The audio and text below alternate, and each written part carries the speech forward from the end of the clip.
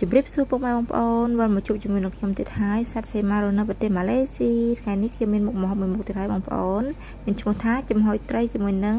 ទឹកម្ទេសសៀងបងប្អូនឥឡូវមកមើលខ្ញុំធ្វើទាំងអស់គ្នាបងប្អូនខ្ញុំមានត្រីមួយពុះពាក់កដាលបន្ទាប់មកខ្ញុំដាក់គល់ស្លឹកគ្រៃចំនួន2គល់រួចក៏ដាក់ខ្ញីខ្ញុំចំហុយរយៈពេល8នាទីបងប្អូនឥឡូវត្រីយើងឆ្អិនហើយខ្ញុំក៏ដួសទឹកដែលយើងចំហុយហ្នឹងអាទឹកត្រីដែលយើងចំហុយហ្នឹងបងប្អូនយើងដួសចេញអស់មកត្រីនេះមានទម្ងន់8ខាំបងប្អូនអញ្ចឹងហើយខ្ញុំក៏ដាក់ចំហុយរយៈពេល8នាទីដែរបងប្អូន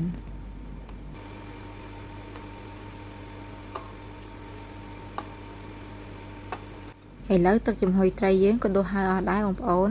ឥឡូវខ្ញុំដាក់ជាមួយនឹងទឹកម្ទេសសៀងបងប្អូនទឹកម្ទេសសៀងហ្នឹងខ្ញុំដាក់ចំនួន1 កែវអញ្ចឹងបងប្អូនប៉ុន្តែអានេះខ្ញុំដាក់ពាក្យកដាលហឹលខ្លាំងហើយពាក្យកដាលទៀតអត់សូវហឹលអញ្ចឹងបងប្អូនខ្ញីហ្នឹងយើងយកចេញអស់មកអានេះអត់សូវហឹលទេបងប្អូនបើបងប្អូនអត់ត្រូវការអត់សូវជាហឹលអញ្ចឹងយើងដាក់អត់សូវហឹលអញ្ចឹងមកបើមកកំប៉ុងបាញ់ទៀតរឿងហឹលឥឡូវខ្ញុំដាក់ចំហុយចំនួន3នាទីទៀតបងប្អូនឥឡូវរួចរាល់ហើយខ្ញុំរោយជាមួយនឹង